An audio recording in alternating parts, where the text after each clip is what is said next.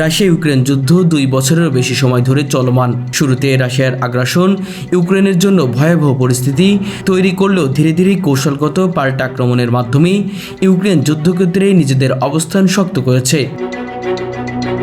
সামরিক বিশেষজ্ঞদের দাবি অনুযায়ী ইউক্রেন বর্তমান রাশিয়ার সীমান্তবর্তী প্রায় 20% এলাকা কার্যত নিয়ন্ত্রণ করছে।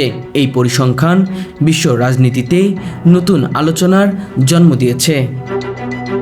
ইউক্রেনীয় সেনারা বেলগোরোদ, গুরস্ত ও ব্রায়ানস্ক অঞ্চলে গভীরভাবে প্রবেশ করেছে। এই অঞ্চলে নিয়মিতভাবে ড্রোন হামলা, আর্টিলারি আক্রমণ ও সীমান্ত অতিক্রম করে অভিযান চালানো হচ্ছে। এর ফলে রাশিয়ার ভিতরে বেসামরিক নাগরিকদের মাঝে ব্যাপক আতঙ্ক বিরাজ করছে। ক্রেমলির দাবি তারা প্রতিরোধ গড়ে তুলছে এবং হারানো এলাকা পুনরুদ্ধারের চেষ্টা করছে। তবে ইউক্রেন বলছে তাদের লক্ষ্য শুধু সীমান্ত নয়, বরং রাশিয়ার কৌশলগত সামরিক অবকাঠামো ধ্বংস করা।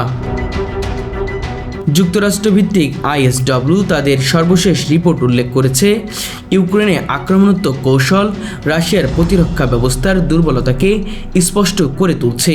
ন্যাটো দেশগুলো ইউক্রেনকে উন্নত ড্রোন, এয়ার ডিভিশন সিস্টেম এবং দীর্ঘপাল্লার ক্ষেপণাস্ত্র সরবরাহ করছে।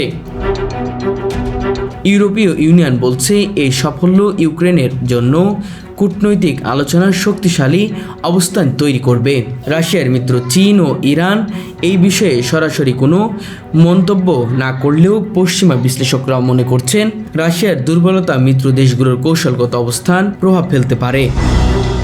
অন্যদিকে যুক্তরাষ্ট্র, ব্রিটেন বারবার সতর্ক করে দিচ্ছে যে রাশিয়াকে প্রতিহত করা না গেলে যুদ্ধ আরও বিস্তৃত হতে পারে।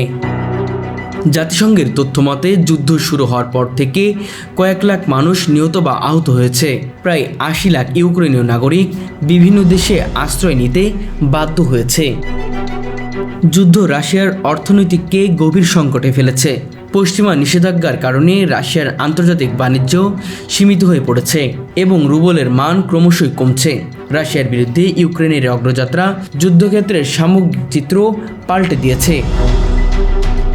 যদি এখনও রাশিয়ার সামরিক শক্তি অনেক বেশি, তবুও ইউক্রেন দৃঢ়তা এবং পশ্চিমা সমর্থন রাশিয়াকে বড় ধরনের চাপে ফেলছে।